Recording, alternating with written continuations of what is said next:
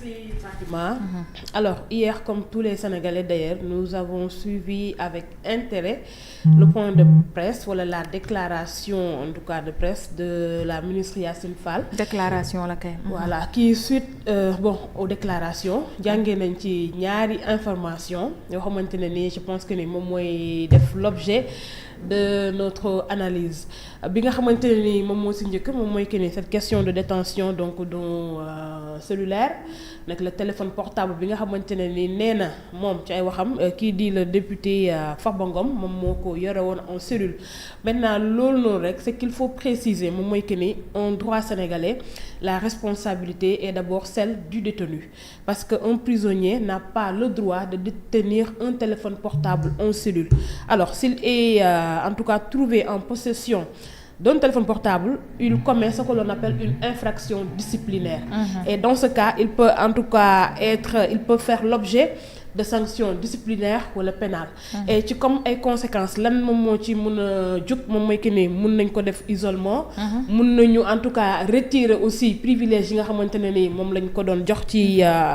sa condition de détention parce que aussi il est malade. Mën na aussi être poursuivi selon le cas bi nga xamante ne ni moom moo présenté wu à eux mais li nga xamante ne aussi moom la ñu war a mën a comprendre dans cette question en clair pour revenir ci lu ma waxoon moom mooy que ne en tout cas celui qui détient l'objet interdit est en premier le responsable moom moo nekk le député wala le détenu Farba Ngom mais le droit ne s'arrête pas du tout à ça wala ne s'arrête pas du tout là parce que aujourd'hui si un téléphone portable a pu entrer et circuler dans la prison mais la question de la responsabilité de l'administration pénitentiaire est engagée parce que tey Farba Ngom il est dans les lieux de détention dañ ko privé de sa liberté alors kon ñun dañuy am légitimité pour poser wu ces questions ñu ne kon de am na négligence grave ci li nga xamante ne moom moo nekk surveillance am te kooku ñan lañu moom moo nekk les agents pénitentiaires mun nañu wax également que ne am na complicité entre le détenu et des agents wala un agent parce que pour que téléphone mu dugg ci biir administration wala ci biir cellule bi il faut que un agent mu jox la ko loolu moo nekk li nga xamante ne sa facto wala mu am des manquements en tout cas d'obligation de sécurité et loolu également la responsabilité dafay ñëwaat ci ñi nga xamante ne ñoom ñoo nekk les agents de sécurité. Alors dans tous ces cas-là li nga xamante ni moom la ñu war a mën a retenir moom mooy que ni la responsabilité du détenu Farba Ngom mais également des agents yi nga xamante ne nii ñoom la ñu dénk pour ñu war a surveiller ki nga xamante ni moom mooy Farba Ngom ñoom ñëpp en tout cas la responsabilité leur est imputée kon bu fekkee ne sanction day ñëw ci ñoom ñëpp lay ñëw maintenant nag nous comme on est journaliste on se fie vraiment aux paroles donc de l'autorité publique et comme moom moo ko wax donc information bi c'est pas encore équilibré parce que il faut que ñu déglu la version également de ces avocats pour que ñu mën a xam concrètement qu'est-ce qui s'est passé mais jusque là on va se fier aux déclarations yi nga xamante ne ministre Yacine Fall def na ko on ne dira pas également aussi que ni tamit elle a raison parce que je reviens sur ça sa parole n'est pas la Bible encore moins le Coran il faut que ñu am certitude pour comprendre que ni réellement lii moo existé te loolu aussi tamit jàpp naa ni les avocats de Farba Ngom dinañ ci ñëwaat leneen li nga xamante ne aussi moom moo nekk deuxième information bi nga xamante ne jàngee nañ ko ci déclaration Yacine Fall moom mooy que ni man en tant que communicante dama jàpp ne Yacine Fall voulait créer ce que l'on appelle l'effet de choc moom mooy que ni jéem a jox public bi benn information bi nga xamante ne dafay heurter seen sensibilité pour que aussi mun a susciter un intérêt public nit ñi xaw a fàtte sax les questions primordiales et essentielles alors quand elle ajoute que ni on aurait trouvé dans ces téléphones portables ay vidéos pornographiques yi nga xamante ne nii le détenu Farba Ngom moom moo ko doon seetaan mais Fatima honnêtement parlant qu'est-ce que cette information au fait nous sert quel est l'intérêt au fait bi nga xamante ni tey moom la public bi am ci ñu dégg ne Farba Ngom en prison téléphone bi dafa doon seetaan vidéo pornographique en fait en quoi cela nous regarde en quoi cela est notre problème et mieux en quoi cela en tout cas fait avancer le dossier judiciaire wala en quoi cela en tout cas permet d'éclairer l'opinion sur les graves accusations yi nga xamante ne ñu ngi koy teg ci ndoddam. Pour man ay détails la yoo xamante ne vraiment elle est passée à côté de la plaque parce que xawma ndaxte bu fekkee ne c'est un expert en communication moom mooy que ne il faut procéder de cette méthode pour que nit ñi nga mën a susciter seen attention seen intérêt, mais je me dis que elle est vraiment tombée bas parce que tout simplement il est revenu tout à l'heure sur la question tey li nga xamante ni moom la ñu toppee l'honorable député Farba Ngom moom moo ko wax Yacine Fall elle est revenue sur ça mu ne association de malfaiteurs loolu c'est très grave ñu ne blanchissement de capitaux ñu ne escroquerie sur les deniers publics et complicité d'abus des biens sociaux. lii moom moo intéressé sénégalais yi mais pas que Farba Ngom da doon seetaan ay vidéo porno ou seetaan vidéo porno. Je pense que loolu noonu vraiment ça doit être le cadet des soucis de l'administration wala du ministère de la justice. Tey li nga xamante ni moom la sénégalais yi di xaar il faudrait que dans ce pays qu'on soit sérieux et aussi qu'on respecte les sénégalais mais aussi qu'on respecte la presse parce que tamit bu fekkee ne da nga faire déplacer la presse war nga leen jox des informations yi nga xamante ne tey nit ñi bu ñu koy bëgg di traiter mais dañu am de la matière mais aussi nous ne serons pas du tout la risée de nos confrères qui sont dans l'autre bord du monde parce que aujourd'hui les sénégalais attendent des questions aussi importantes sur les 125 milliards mais 125 milliards yi nga xamante ni moom moo nekk la racine du problème mais naka la 125 milliards ça c'est important parce que aujourd'hui également le juge d'instruction wax na que ni maintenant ce n'est plus une affaire publique mais une affaire privée qui concerne deux Sénégalais et ki nga xamante ne tey moom moo nekk le principal accusé moom moo blanchir ki nga xamante ne moo nekk le complice. Beneen affaire bi nga xamante ne ñun bëgg nañ ko comprendre moom mooy que ni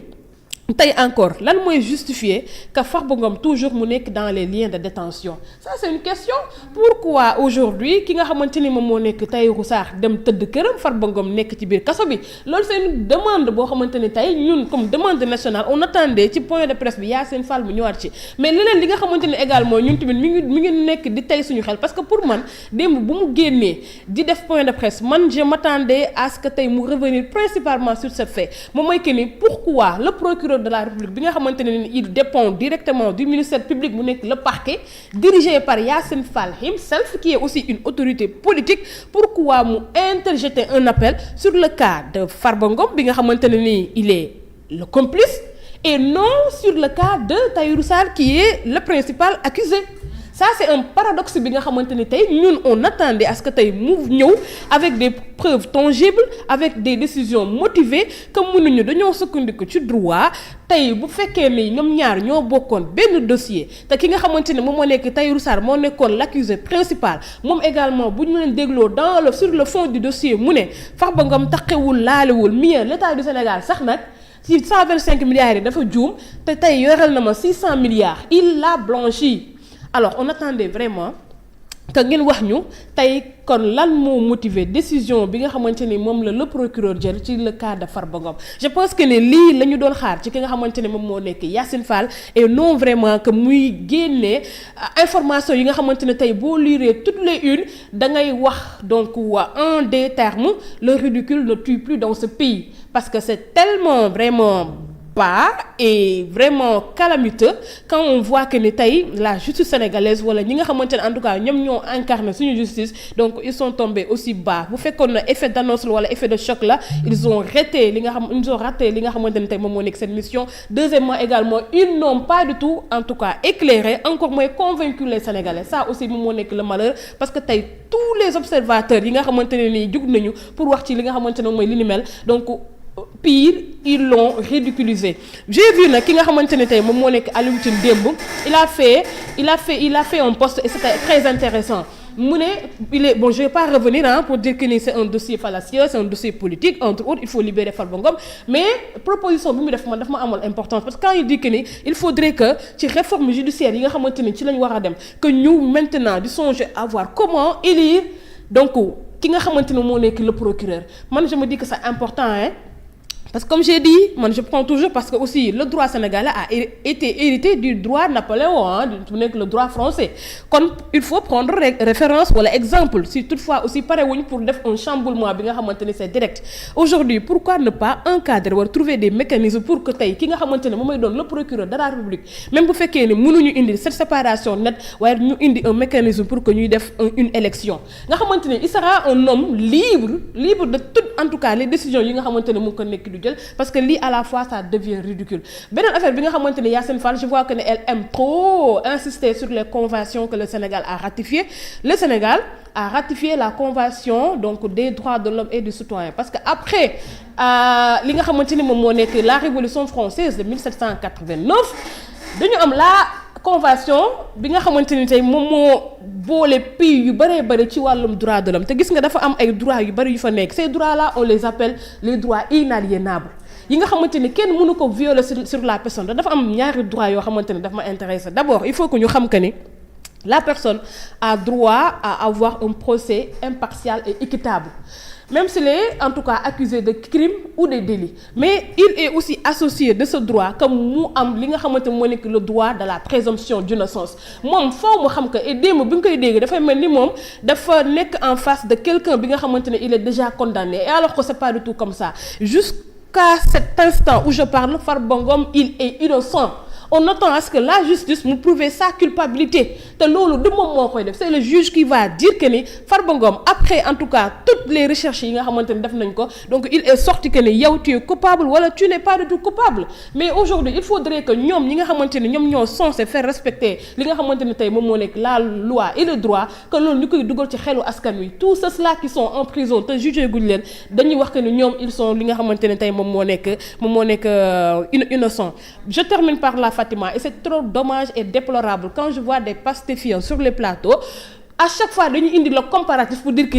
oui, le président Macky Sall moo doon def lii, Antoine Diome moo doon def lii, Ismaïla Madior moo doon def lii, keneen moo doon def lii. Mais au fait c'est pour réparer cette injustice que moo tax ñu élire le Pastef. Maintenant quand vous venez et que vous reproduisez les mêmes actes, ça veut dire que vous êtes pire que cela que vous aviez combattu. Parce que tey li nga xamanteni mom la Sénégalais yi doon xaar mom moy que ni mu am des réformes, mom moy que ni mu am benn rupture bo xamanteni tey Sénégalais dañu gis que ni kat équité mom mo nekk di am ci réew mi. Mais on a l'impression que ni vous yeen li ngeen bëgg def moy que ni la politique de la revanchard liñ leen tegoon démb da ngeen ko bëgg tek askan wi, et c'est pas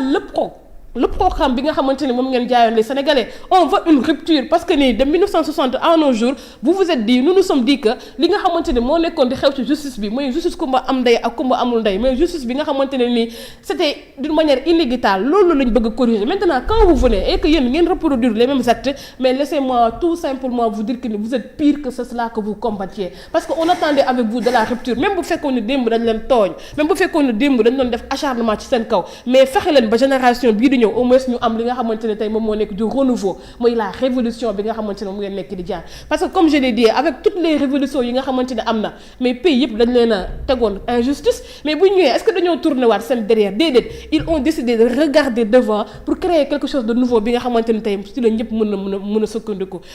Vraiment, c'est pas du tout, ça ne nous conforte pas en tant que journaliste quand on entend ces genres de situations, et aussi qu'on devrait aussi être appelé à les analyser. Très bien. Merci beaucoup, Ramatoulaye. Thierno Malick,